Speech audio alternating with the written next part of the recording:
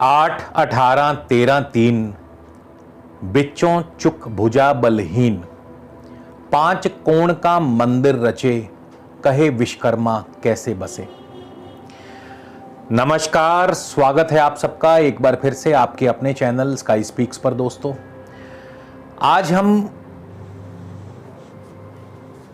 लाल किताब के एक बहुत ही अनछुए पहलू और एक ऐसे खास विषय पर बात करेंगे कि इस विषय को चाहकर के भी नजरअंदाज नहीं किया जा सकता। आज हम लाल किताब के वास्तु पर बात करेंगे। हालांकि इसके बारे में बहुत कम लिखा गया है, लेकिन जितना भी लिखा गया है वो अपने आप में कमाल है। तो कहीं भी दोस्तों जाइएगा मत, वीडियो को शुरू से लेकर अंत तक जरूर देखिएगा। इसके अलावा यदि आप मुझसे किसी भी प्रकार का निजी ज्योतिषीय परामर्श लेना चाहते हैं तो स्क्रीन पर मेरा व्हाट्सएप नंबर दिया है। आप इस नंबर के माध्यम से मुझसे संपर्क कर सकते हैं व्हाट्सएप के जरिए, या फिर हमारी वेबसाइट है www.skyspeaks.in। आप हमारी वेबसाइट के माध्यम से भी हमसे संपर्क कर सकते हैं, मगर शुल्क लागू रहेंगे। तो जैसा कि हम बात कर रहे हैं, लाल किताब का जो वास्तु है ये अपने आप में अनमोल है। हालांकि बहुत कम इसके बारे में दिया गया है लाल किताब में, जो लाल किताब के मेन 5 एडिशंस हैं, लेकिन जितना भी इसके बारे में दिया गया है बहुत कमाल का बताया गया। और आज एक ऐसा फॉर्मूला मैं आपको बताने जा रहा हूं। दोस्तों, हमने देखा होगा कि अपनी जीवन भर की जमा पूंजी लगाकर हम अपने लिए घर लेते हैं, और घर लिया जाता है इसलिए कि हम उसमें जाकर रहेंगे, हमारे घर में खुशियां आएंगी, हमारे घर में लक्ष्मी का निवास होगा, हमारे घर में बरकत होगी, हम दिन दुगनी रात चौगनी तरक्की करेंगे। इसी उम्मीद पर, इसी आशा पर हम घर लेते हैं।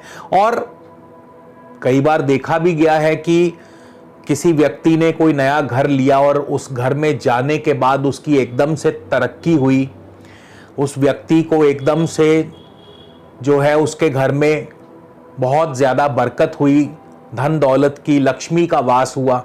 लेकिन कई दफ़ा हमने इसके विपरीत परिणाम भी देखे हैं। कई बार हमने ये भी देखा है कि किसी व्यक्ति ने जैसे ही घर बदला या नया घर लिया, नए घर में प्रवेश किया, उसके बाद जैसे उसके ऊपर मुसीबतों का पहाड़ टूट पड़ा हो, जैसे कि उसके घर में किसी ने खुशियों को नजर लगा दी हो, आए दिन कोई ना कोई मुसीबत में वो घिरता चला जा रहा हो। तो ऐसा भी देखने में आया। और क्यों होता है ऐसा, आज इसी पर हम बात करेंगे, और इसको किस प्रकार से आसानी से, यानी बहुत आसान तरीके से आप समझ सकते हैं, और कौन सा घर आपको लेना है, किस प्रकार का घर आपको लेना है, और कौन सा घर आपको नहीं लेना है।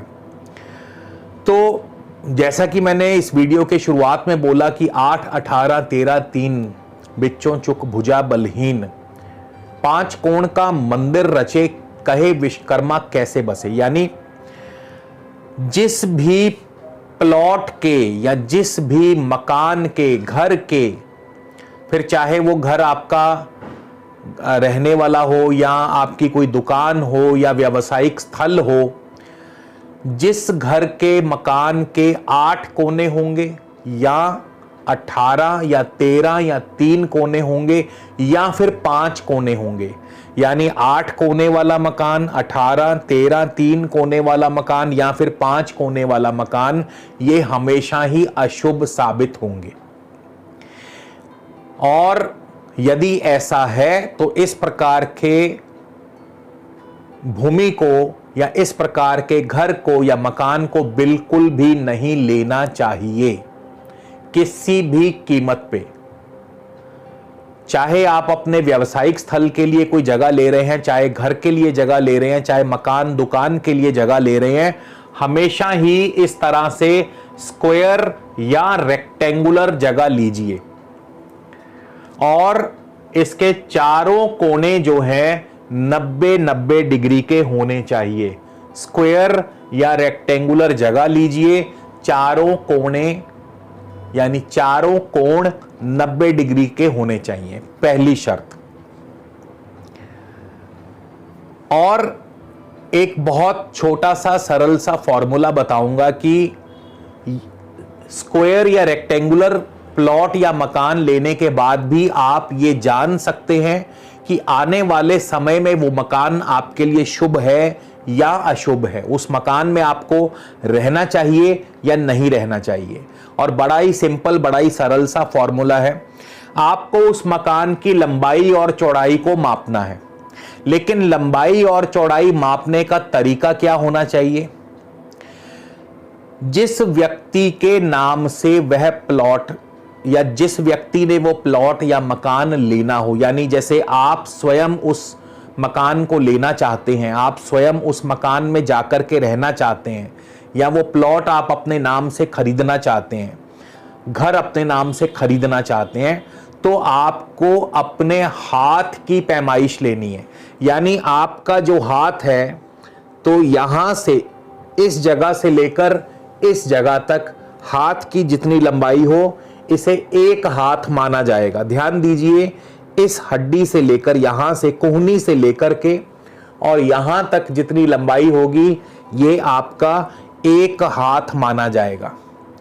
और आपने अब लंबाई और चौड़ाई इसी हाथ के आधार पे, यानी अपने हाथ के आधार पर ही लेनी है।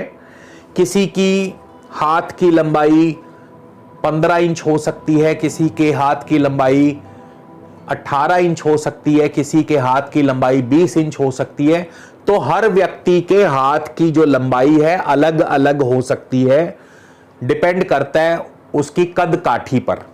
और आपने अपने हाथ को ही मापने के लिए प्रयोग में लेना है। तो फॉर्मूला क्या है? फॉर्मूला मैं 2 बार रिपीट करूंगा, ध्यान से समझ लीजिएगा। फॉर्मूला है लंबाई जमा चौड़ाई, यानी उस घर या उस प्लॉट की लंबाई जमा चौड़ाई गुणा 3 माइनस 1 डिवाइडेड बाय 8। मैं एक बार फिर रिपीट कर रहा हूं, लंबाई जमा चौड़ाई गुणा 3 माइनस 1 डिवाइडेड बाय 8। फर्ज करें, फॉर एग्जाम्पल, लंबाई है 15 हाथ, चौड़ाई है 7 हाथ, और इनको जब जमा किया तो 22 मिला, 22 जोड़ आया।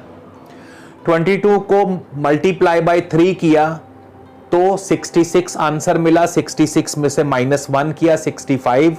65 को 8 से डिवाइड किया तो शेष आया 1, शेष मिला, रिमाइंडर मिला 1। और इस प्रकार से 1 से लेकर या 0 से लेकर 9 तक, 0 से लेकर 9 तक कोई भी अंक संख्या आ सकती है। यदि डबल डिजिट आ जाए तो उनको भी जोड़ दीजिए। अगर मान लीजिए शेष में डबल डिजिट आ जाएं तो उनको जोड़ दीजिएगा, उनको प्लस कर दीजिएगा। तो अगर तो कलियों में नंबर आए, यानी 1, 3, 5, 7, 9 इस प्रकार से आए तो शुभ फल। अगर जोड़े में नंबर आए 2, 4, 6, 8 तो अशुभ फल। यदि आपका शेष 1 आता है तो आपके लिए ये मकान बहुत ही शुभ है, आप इसमें राजा की भांति तरक्की करेंगे। यानी इस मकान में रहने के बाद आपका जीवन राजाओं की तरह हो जाएगा, मतलब आप बहुत जल्द तरक्की को, बुलंदियों को छू लेंगे। यदि 2 शेष आए तो आपको धन की तंगी हमेशा बनी रहेगी। यदि 3 शेष आए तो बब्बर शेर की तरह शुभ फल प्राप्त होगा। व्यापार के मामले में आपके किए गए कार्य सफल होंगे। और लेकिन ये मकान घर की स्त्रियों के स्वास्थ्य के लिए शुभ नहीं रहेगा। इसी तरह यदि 4 शेष आए तो मेहनत मजदूरी करके ही घर का बड़ी मुश्किल से गुजारा चलेगा, यानी बहुत ज्यादा सख्त मेहनत मशक्कत आपको करनी पड़ेगी। यदि 5 शेष आए तो आपका घर गौघाट होगा, यानी हर तरह से शुभ, हर तरह से उसमें बरकत होगी, गृहस्थ का पूर्ण सुख होगा, बाल बच्चों की बरकत होगी। इसी तरह यदि 6 शेष आए तो बिल्कुल भी आराम नहीं होगा, हर जगह आपको मारे मारे फिरना पड़ेगा, यानी एक पांव घर में एक पांव बाहर हमेशा रहेगा, मुसाफिर की तरह आपका जीवन होगा, कभी इधर कभी उधर, हर समय भागा दौड़ी चलती रहेगी। 7 यदि शेष आए तो राहु बहुत ही शुभ फल प्रदान करेगा और आपके घर में माल मवेशी व्यापार की हर समय बरकत होगी, यानी यहां पे भी बहुत शुभ असर मिलेगा। यदि 8 या फिर 0 बचे, 8 या फिर 0 शेष आए तो ये बहुत ही सबसे ज्यादा अशुभ होगा, यानी इसे अति अशुभ की श्रेणी में रखा गया है। ऐसा घर बिल्कुल मत लीजिएगा, वरना आपको बहुत जल्द दुखों का, कठिनाइयों का, मुसीबतों का सामना करना पड़ेगा। और यदि 9 शेष आए तो भाग्य की देवी हमेशा आपके साथ रहेगी, यानी भाग्य हमेशा बुलंदी पर रहेगा, भाग्य हमेशा आपका प्रबल रहेगा।